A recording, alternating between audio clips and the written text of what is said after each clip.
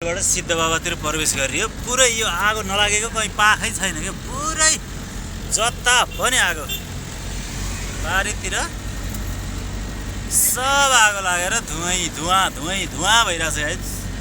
किन यस्तो बिठाइ गर्छन् मान्छेहरू?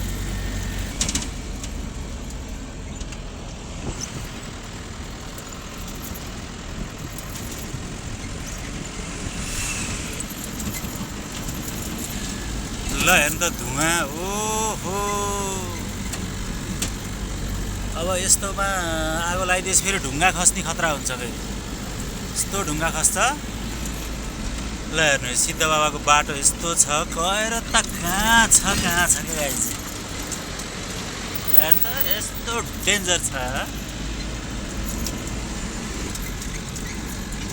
यिनीहरू नि बिचरा आगो लायो, यस्तो कति निन्याउरो भएर बसेछन्। त म तपाईँहरूलाई सिद्ध बाबा देखाइरहेको छु। ट्याक्क आज सोमबारको दिन मजाले घरै बसेर दर्शन गर्नुहोस्। यो सुरुङ देखियो, तलपट्टि हो यो बुटवलपट्टि।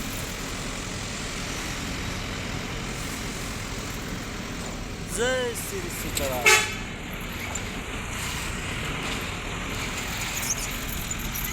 कणेल चाहिँ यसो देखिन्छ है।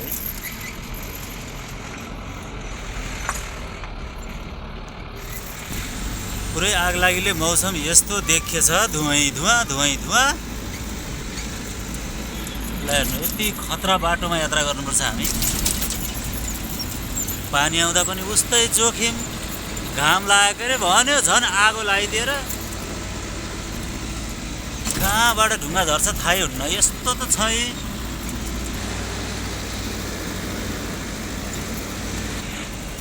यो चाहिँ सुरुङको इमर्जेन्सी एक्जिट होला। यो छहरा चाहिँ बर्खाको टाइममा त बाटोमै झर्छ।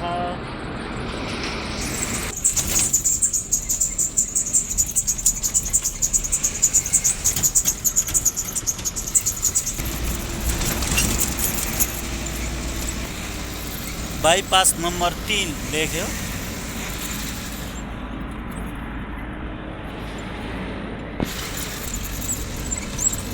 ल हेर्नुहोस् हाम्रो छिमेकी देशबाट पर्यटकहरू घुम्न आएका। हाम्रो यो बाटोमा त नेपाली भन्दा त इन्डियन कारहरू नै बढी देखिन्छ। अघि मैले तलबाट पस्ने देखाएको थिएँ सुरुङको, अब यहाँ माथि निस्किने, माथिबाट पसेर तल निस्किने यस्तो भइसकेको छ। अब यो कहिले बनेर सरेर यहाँबाट हिँड्न पाइएला गाइस। ल त तर यहाँ पनि खत्रै छ कि माथि त्यस्तो छ।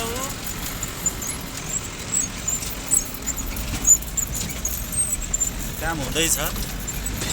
यो हेर्नु त भित्तो पुरै प्लास्टर गरेर माथिसम्मै ढुङ्गा नखसोस् भनेर होला।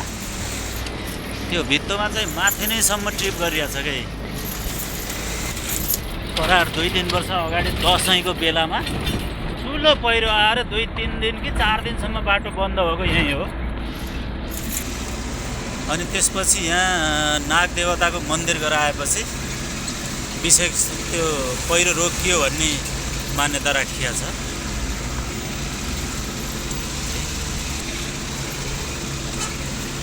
धुलाम्मै छ बाटो चाहिँ। पारी डाँडातिर आगो लाएर केही देखिएन। हेर्नु त पुरै धुवाँ हो कि। यो गाडीले मलाई सरेर ओभरटेक गर्यो। अप्ठ्यारै ठाउँ भए पनि ठिक छ, हल्का माल छ होला।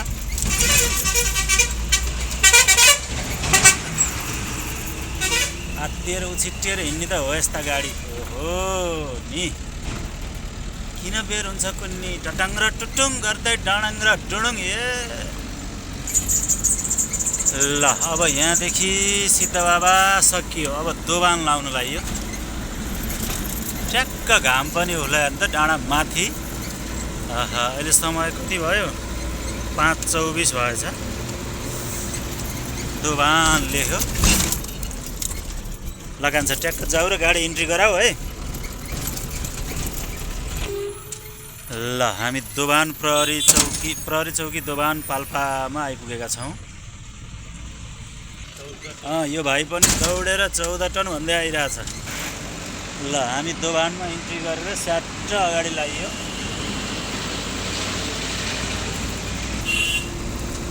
ल पुरानो दोभानका पसल यहाँदेखि तिनौँ गाउँपालिका गाउँ कार्यपालिकाको कार्यालय प्रवेशद्वार लेखेर यता तलतिर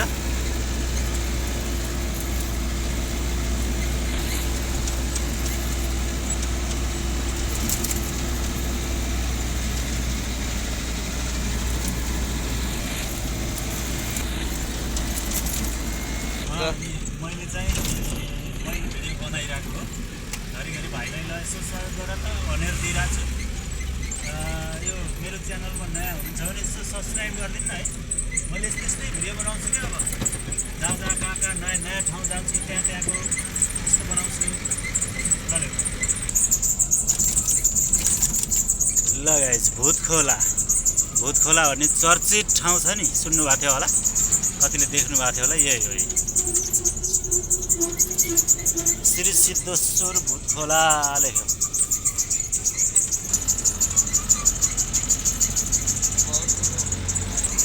भूतखोलाको छेउमा पहिला कटेज थियो अहिले चाहिँ केही छैन भत्काएछ नि तर यहाँको बाटो कहिल्यै नभन्ने भयो जहिले नि यस्तै दबिएर उहाँ पुग्यो पोहोर एकचोटि अलि राम्रो भएको थियो बनाएको थियो फेरि उस्तै भइदियो ए भगवान् होइन यहाँ त भूतै छ क्या बाटो त जहिले नि खाएको खाए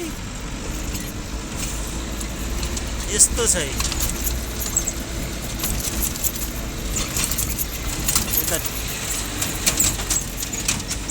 टिप्परहरूको लाइन छ फेरि आज चाहिँ मैले बुटवलदेखि तपाईँहरूलाई यो भूतखोलासम्मको यात्रा गराएँ मेरो यस लोकप्रिय च्यानल मार्फत हजुरले यो ठाउँहरू हेर्नुभयो मैले अब यस्तै दामी ठाउँको भिडियो बनाउँछु नयाँ हुनुहुन्छ भने सब्सक्राइब गरिदिनु होला होइन गाइस ल त्यति अनुरोध